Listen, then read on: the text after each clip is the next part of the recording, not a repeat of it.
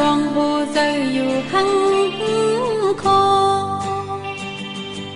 อำหอนตอนปันเปื้อนเข้ามาส่วนเกี่ยกังตังหักเนยขอโทษใจปันเป็นเกี่ยวเหตุไว้ที่มันแก่นยาวถึงมายามนายตั้งหักสามโบใจหล่อตุ้มมังกาคุยหัวใจปันเปื้อนเข้ามาอยากทำสั่งเธอที่เป็นกวีคือด้วยภายหลังลงตั้งโมใส่วิธีกวางเจออยู่เฮ็ดซอยแต่ปุ่นนางของปุ่นสู้ย้อนสู้บันเทงรู้โกแต่ที่ไปเพียงที่ยังอ่านห่มกันนั้นรู้แล้วซึ่งหมดหายยังสิหลายหัวจะได้ภายเป็นพอตั้งอยู่ยาวเป็นความจำลงตาคมโหไปยืนมือว่าอยากเข้าใจถ้าปัญหาน้องตัวยาวใน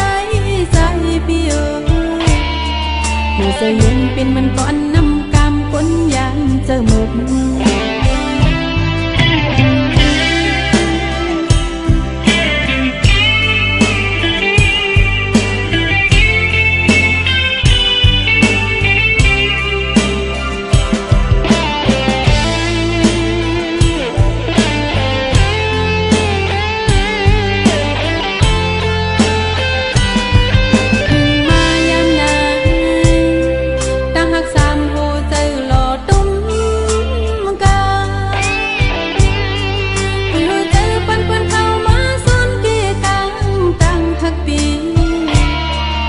ทำสั่งเธอที่เป็นกวีคือด้วยภายหลัง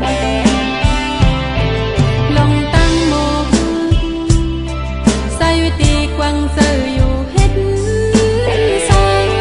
แต่ปุ่นนางของปุ่นสู้ย้อนสู้บันเทงรู้โกแต่ที่ไปเพียงที่ยังอ่านห่มกันนั้นรู้แล้วซึ่งหมดหาย